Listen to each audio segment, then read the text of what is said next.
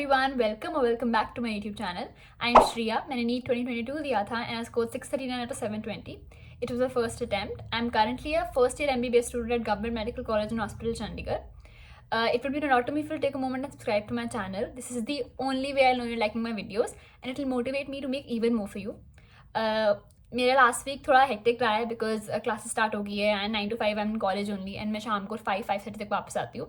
सो थोड़ा डिले हो गया है वीडियो डालने में. एंड आई थिंक अब से I will be posting videos on Saturdays only. Like Saturdays को every Saturday I post a new video. तो इस वीडियो में आई बी डिस्कसिंग मेरी test attempting strategy 6 months before NEET, last 6 months में. And मैंने कौन सी टेस्ट सीरीज ली थी, मैंने टेस्ट एनालिसिस कैसे किया था एंड मैं कितनी रेगुलरली टेस्ट देती थी. एंड में 1 month before NEET, 6 months before NEET सारा वो मैंने अपना सारा सिलेबस कैसे डिवाइड किया था एंड मैंने रिविजन कैसे की थी लास्ट 6 months में. अभी आई हैव हर्ड कि नीट 2023 मई जून में शायद हो सकता है, इट इज़ एक्सपेक्टेड. तो उसके हिसाब से मतलब जैसे जब भी हो आप ये सोच के चलो कि मई जून में ही होना है. तो उसके हिसाब से अभी स्टूडेंट्स क्या गलती करते हैं एंड कैसे कैसे उनको आगे हैंडल करने चाहिए अपने सिलेबस या रिविजन, वो भी मैं इस वीडियो में डिस्कस करूँगी. So watch this video till the end, I am sure it will help you. मेरी ट्यूशन्स पे हमारा सिलेबस जैन एंड फेब तक हुआ था ख़त्म एंड उस टाइम पे ये एक्सपेक्टेड था कि जून जुलाई में शायद नीट होएगा. तो जब जैन फेब में मेरा सिलेबस मेरे को लग रहा था कि अभी स्लो चल रहा है, थोड़ा ख़त्म डिले हो रहा है, तो कुछ चैप्टर्स थे जैसे कोऑर्डिनेशन, कंपाउंड्स एंड हमारे फिज़िक्स में सारे सेमीकंडक्टर्स एंड मॉडर्न फिज़िक्स में थोड़ी बहुत, तो वो मैंने खुद भी पढ़नी शुरू कर दी थी. तो मतलब अगर आपकी कोचिंग में आपको खुद लग रहा है कि अभी डिले हो रहा है, मेरे को रिविजन के लिए टाइम नहीं मिलेगा, so don't be dependent on that. Time निकालो एंड खुद एक बार रीडिंग दे दो चैप्टर को, try to understand it yourself is well. Because अगर आप टोटली उन पर डिपेंडेंट रहोगे तो आपको नहीं पता बाद में आप कोप अप कर पाओगे लिमिटेड टाइम स्पैन में, अपनी रिविजन कर पाओगे कि नहीं कर पाओगे. तो सिलेबस मेरे हिसाब से जैन फेब तक ख़त्म हो जाना चाहिए एक बार, 12th का पूरा कोर्स एटलीस्ट. उसके बाद जब आपका सिलेबस ख़त्म हो गया है, so you go back to your weak topics in 11th. Because majority लोगों को काफ़ी सारी 11th बिल्कुल भूल गई होती है, स्पेशली जो उनके कुछ वीक टॉपिक्स होते हैं. कुछ लोगों को रोटेशन टफ लगता है, इक्विलिब्रियम टफ लगता है, आयोनिक इक्विलिब्रियम स्टूडेंट्स को बहुत प्रॉब्लम आती है, या फिर बायोलॉजी के कुछ चैप्टर्स है जो याद नहीं रहते हैं एंड तक. तो उन पर वापस जाओ एंड उनको एक बार एक शीट पे लिख लो. जैसे ये टॉपिक है, चाहे पूरा चैप्टर हो चाहे कोई स्पेसिफिक किसी भी चैप्टर से टॉपिक हो. जैसे कि रोटेशन में मेरे को कुछ सेंटर ऑफ मास निकालने में प्रॉब्लम आ जाती है कई बार कुछ क्वेश्चंस में जो थोड़े ट्रिकी क्वेश्चन होते हैं, या फिर मुझे वर्क पे एनर्जी में एनर्जी कंजर्वेशन वाले क्वेश्चंस में अभी भी आ रही है प्रॉब्लम. तो वो तुम लिख लो, या तो पूरा चैप्टर लिख लो अगर तुम्हें पूरा चैप्टर ही वीक लग रहा है, वरना ऐसा करो कि वर्क पे एनर्जी लिख लिया, उसमें तुमने डिफरेंट पॉइंट्स बना दी कि ये टॉपिक्स मेरे वीक है, वो एक शीट पे बना के लिख लो. मैंने भी ऐसे एक शीट सी बना रही थी, उसमें मैंने लिख दिया था सारा कि इस टॉपिक में से, इस चैप्टर में से मेरे ये टॉपिक्स वीक है. तो ये करने के बाद आई वुड सजेस्ट कि कोई एंड में तो एटलीस्ट आपके पूरे साल कोई हो ना हो टेस्ट सीरीज, एंड में आपको एक टेस्ट सीरीज ले लेनी चाहिए विद अ प्रॉपर स्केड्यूल. उनका खुद उन्होंने ऐसा स्केड्यूल बनाया होता है which will help you revise everything in the limited time span and that too in a good way. तो मैंने आकाश की टेस्ट सीरीज ली थी और India Aakash test series. I had their final test series as well and मेरे पास Allen की major test series भी थी. तो ये मेरे पास 3 टेस्ट सीरीज थी. इनका स्केड्यूल मैंने देख के लिया था कि क्या स्केड्यूल है, कौन सी कब है, ताकि क्लैश ना हो जाए. तो यूजुअली मैं एवरी वीक 3 इनिशियली मतलब फेब मार्च में मैं 3 times अ वीक तो टेस्ट दे रही थी तब. तो तब जैसे ऐसा होता था कि मेरा सैटरडे को आकाश का टेस्ट होता था, फिर मेरा ट्यूसडे को आकाश का सेकंड वाला टेस्ट सीरीज मैंने ली थी वो होती थी, एंड फिर मेरा संडे को एलन का टेस्ट होता था. तो ऐसे पुराने टेस्ट का एनालिसिस भी रहता था एंड उससे गलतियाँ हो जाती थी, एंड वो नेक्स्ट टेस्ट में हो जाता था कि अब आगे वाले टेस्ट में डिफरेंट टाइप के क्वेश्चन में कोई गलती नहीं होनी चाहिए. At least that I should make sure कि अभी मेरे पुराने टेस्ट में गलतियाँ हो रही है तो नेक्स्ट वाले में नहीं. इनिशियली मेरे को भी थोड़ा डीमोटिवेशन लगती थी. आई think I have mention this in my old videos कि मेरे जब फुल सिलेबस मॉक टेस्ट शुरू हुए थे तब मेरे 400-450 तक ही मार्क्स आ रहे थे. जब मेरे पार्ट सिलेबस टेस्ट होते थे I used to score between 550 to 600 which was still acceptable at that point, because मेरे को लगता था कि ओके 560-70 से मैं इंप्रूव कर लूँगी 600+ तक. बट जब मेरे फुल सिलेबस टेस्ट स्टार्ट हुए तब मेरे को अचानक से मेरा स्कोर 400, 420, 435, 470, 495 ऐसे में ड्रॉप हो गया बिल्कुल इनिशियल 5 to 6 टेस्ट. तो आई नो कि it's easy to say this कि मैं थोड़ा डीमोटिवेट एंड लगे रहना, बट मेरे को पता है उस टाइम पे कितने तुम डीमोटिवेट हो जाते हो एंड तुम्हें लगता है कि अभी 6 मंथ्स, वैसे अभी लगता है कि हाँ 6 मंथ्स बहुत है, बट जब तुम उस पोजीशन में हो तो तुम्हें लगता है 6 मंथ्स में तो नीट आ ही गया, अब तो आ ही गया, अब अभी भी मार्क्स नहीं आ रहे तो अब 6 मंथ में कैसे इंप्रूव करेंगे। एंड मेरे को भी ऑनेस्टली मेरे को भी ऐसा लगा था कि मेरे से कैसे इंप्रूव होएगा। पूरा सिलेबस मैंने पढ़ लिया है, रिविजन मेरी चल रही है, रिविजन मेरी काफ़ी हद तक जितनी मैं कर सकती हूँ मेरी प्रैक्टिस की हो गई है, मैं प्रैक्टिस कर रही हूँ क्वेश्चंस, मैं टेस्ट भी थ्राइस अ वीक दे रही हूँ, एनालिसिस भी कर रही हूँ, फिर भी मेरा स्कोर कम क्यों रह रहा है एंड मैं कैसे बढ़ाऊँगी। आई नो उस पॉइंट पे बहुत ज़्यादा ऐसा लगता है कि हो ही नहीं पाएगा, इट्स टोटली इम्पॉसिबल नहीं होएगा, but all I can say कि मैं I have experience that and I am here and I got my dream college. तो किसी और की आप सुनो ना सुनो या फिर आप बिलीव करो किसी और को, लिसन टू मी, हो जाता है। जस्ट डोंट फ्रीक आउट उस टाइम पे। एक मैंने जैसे बोला टाइम टेबल बना लो, उसके ऊपर तुम डेज का एवरी डे का लिख लो। जैसे अगर तुम्हारा पूरा मंथ का नहीं बन रहा है, एक पूरी वीक का बना लो कि इस वीक मेरे इस डेज पे ये टेस्ट है, टेस्ट का सिलेबस क्या, अगर फुल सिलेबस टेस्ट है तो उसके हिसाब से देख लो, बट कुछ इंस्टीट्यूट्स में पार्ट सिलेबस से स्टार्ट करते हैं वो, कि अभी पार्ट सिलेबस लेंगे ब्लॉक्स में and then after 3 to 4 test full syllabus start करना है, तो वो you can do that according to the schedule. But फिर उस तरह से अगर मान लो मेरा थर्ड को टेस्ट है तो मैं फर्स्ट सेकंड को फिर उससे वीक बिफोर का मैं सारा लिख लूँगी कि ये टॉपिक्स मेरे वीक है एंड ये मेरे को करने ही करने हैं, एंड ताकि टेस्ट से पहले एटलीस्ट वो टॉपिक्स तुमने देखे हो जो तुम्हारे स्पेशली वीक हो। तो ऐसे तुम्हें स्केड्यूल बनाना ही बनाना है। I think that is very very helpful. अगर तुम खुलेआम ऐसे काम कर रहे हो कि हाँ ये टॉपिक्स मेरे वीक थे, माइंड में तुमने सोच लिया कि हाँ मैंने रोटेशन पढ़ना है, मैंने एनिमल किंगडम पढ़ना है, मैंने प्लांट किंगडम पढ़ना है, मैंने मॉर्फो पढ़नी है अभी, बट तुम कहीं लिख नहीं रहे हो, ये नॉट राइटिंग इट डाउन, तुमने कुछ प्लान आउट नहीं किया है, तो फिर वो रह ही जाता है, बिकॉज उस टाइम पे टेस्ट से पहले बहुत सारा सिलेबस लगता है कि रिवाइज करना है।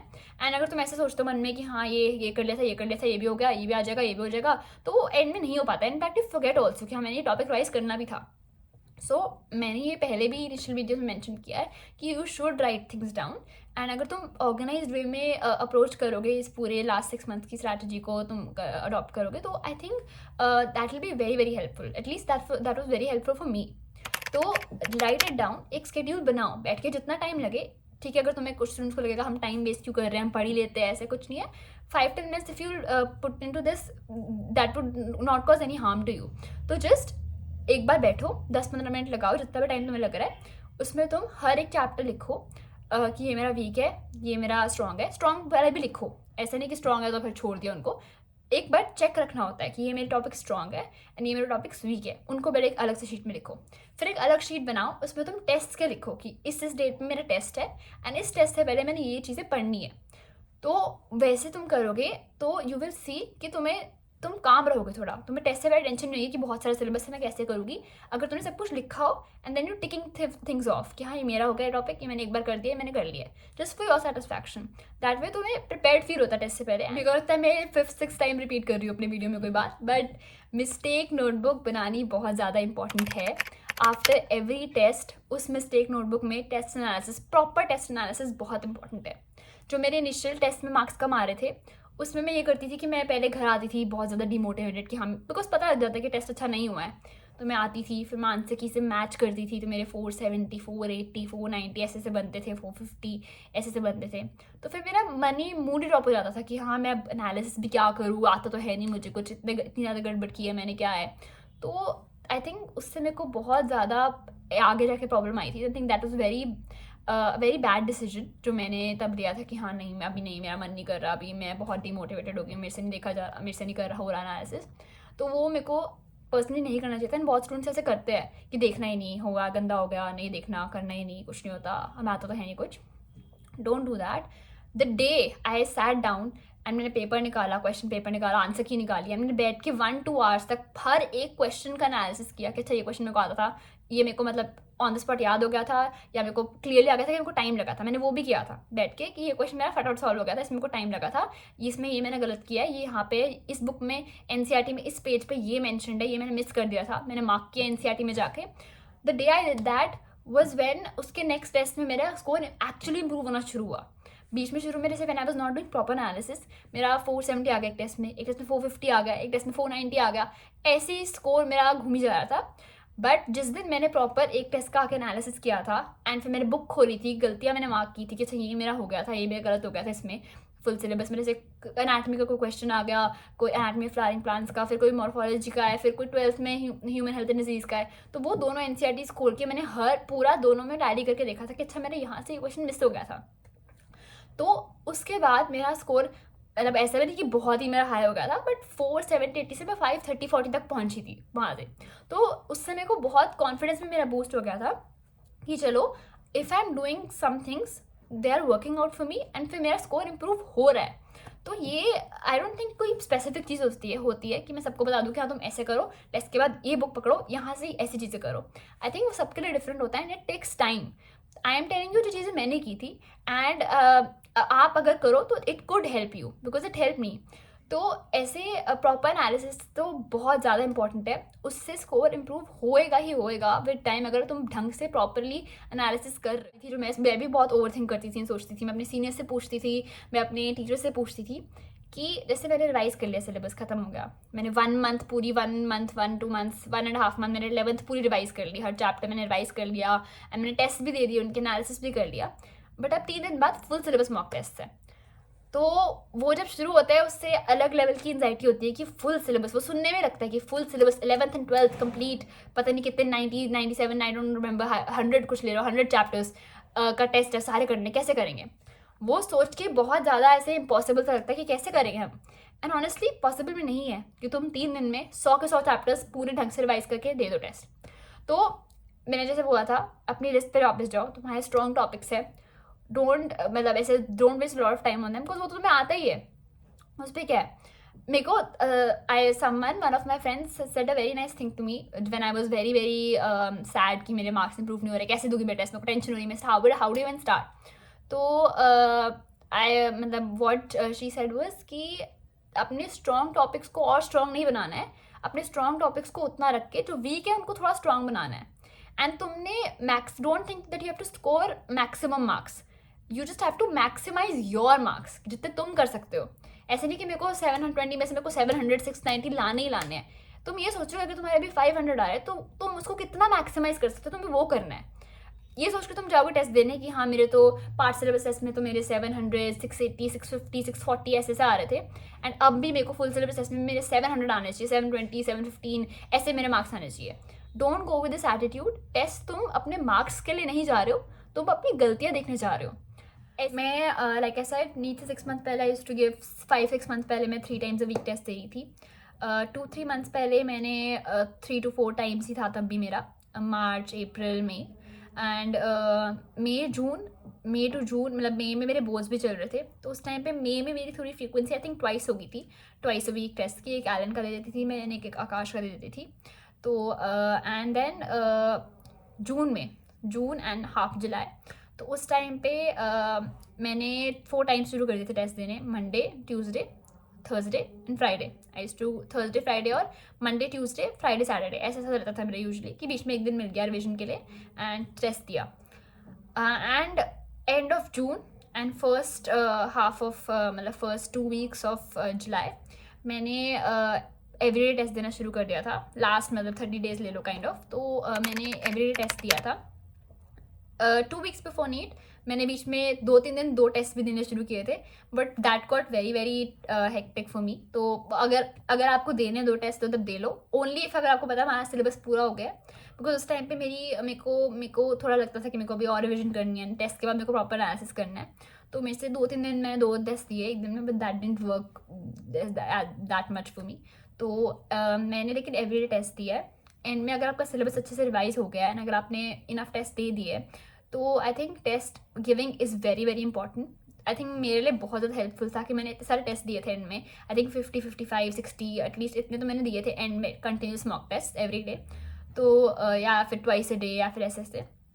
तो वो मेरे लिए बहुत हेल्पफुल था, बिकॉज नीट वाले दिन अगर तुमने टेस्ट प्रैक्टिस तुम्हारी हो ना, तो तुम्हें ऐसा नहीं लगता कि कोई नई चीज़ हो रही है, मतलब कि हम पहली बार OMR फिलिंग कर रहे हैं या फिर हम पहली बार ऐसा फॉर्मेट का पेपर देख रहे हैं। तो अगर मतलब आपको लग रहा है कि कॉन्फिडेंस नहीं आ रहा है, या मतलब आई थिंक ये चीज़ वही बता सकता है जिसने नीट दिया जाके, जो वहाँ पे हॉल में बैठा है, वहाँ पे यू रियलाइज़ कि हाँ टेस्ट इतने सारे देने का फ़ायदा क्या हुआ है मेरे लिए। तो मैं बार बार चीज़ बोल रही हूँ, पहले भी रिपीट कर चुकी हूँ। आई नो स्टूडेंट्स को डर लगता है टेस्ट देने से, एंड आई नो डीमोटिवेटेड हो जाते हो एंड मूड भी लो जाता है एंड इम्पॉसिबल सा लगता है कि नहीं होएगा शायद, एंड बहुत ज़्यादा डीमोटिवेटेड हो जाते हो लाइक आई सेड। तो टेस्ट कुछ भी हो, मतलब ठीक है, I know it's easy to say, but I have been there. मैं उस चीज़ से मतलब मैं वहाँ पे रह चुकी हूँ, तो जस्ट दे दो जाके।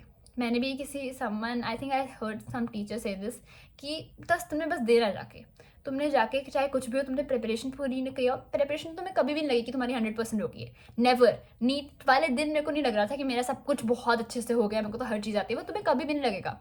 तो अगर तुम्हारा हुआ है रिवाइज, नहीं हुआ है, अगर तुमने सिलेबस पूरा कवर किया है, नहीं किया है, टेस्ट तुमने जाके देना ही देना है। टेस्ट का फिर आके एनालिसिस करना ही करना है। बिकॉज मैं इस पे और ज़्यादा स्ट्रेस नहीं डाल सकती हूँ, बट बहुत ज़्यादा हेल्पफुल रहा था मेरे लिए मल्टीपल टेस्ट देना एंड एवरी टेस्ट देना, खुद मेरे को आदत पड़ गई थी कैसे वो ऐसे फिल करनी है, टाइम मैनेजमेंट कैसे करनी है। टेस्ट एंड में देने का तुम्हें ये भी रहता है, तुम्हें अपना ऑर्डर पता लग जाता है कि तुमने नीट वाले दिन क्या करना है, किस ऑर्डर में अपना पेपर देना है। मैंने बायोलॉजी पहले दिया था, फिर केमिस्ट्री, देन फिजिक्स। मैं हर टेस्ट में यही करती थी। मैंने इनिशियली एक्सपेरिमेंट भी किया था 1-2 टेस्ट में। मैंने कुछ टेस्ट में मैं केमिस्ट्री पहले अटेम्प्ट करती थी, देन फिजिक्स, देन बायो, फिर कभी बायो, फिर फिजिक्स, देन केमिस्ट्री। बट मेरे से ज़्यादा best work biology, chemistry and physics से किया था, तो मैंने नीट वाले दिन भी वही किया था। तो मल्टीपल टेस्ट देने से एंड में बहुत ही ज़्यादा हेल्प होती है, एंड उससे तुम्हें नीट वाले दिन भी बहुत ऐसे एलियन सा नहीं लगता कि अच्छा क्या हो रहा है, न्यू ही चीज़ है। यू नो कि हाँ ऐसे टेस्ट है, ये ओ हमारा, मैंने ऐसे टाइम में मैंने ऐसे OMR शीट फिल करनी। I think that is it for today. मैंने अपने टेस्ट, मैंने कहाँ से मैंने टेस्ट सीरीज ली थी, मैं कितनी फ्रीक्वेंटली टेस्ट देती थी, एंड मैंने एंड में रिविजन कैसे की थी, तो मैंने वो सब शेयर कर दिया। मैं कुछ अपने नोट्स, शॉर्ट नोट्स भी डालूंगी टेलीग्राम पे बहुत ज़्यादा जल्दी। आई नो थोड़ा डिले हो गया है, I am so sorry for that. थोड़ा मेरा हेक्टिक रहा है last week, but I am sure मैं एक साथ ही अब 3-4 नोट्स, अपने शॉर्ट नोट्स डाल दूँगी। तो मैं टेलीग्राम चैनल का लिंक अपने कमेंट सेक्शन में डाल दूँगी, पिन कर दूँगी, तो वहाँ से you can go and check that out, and I will see you in the next video.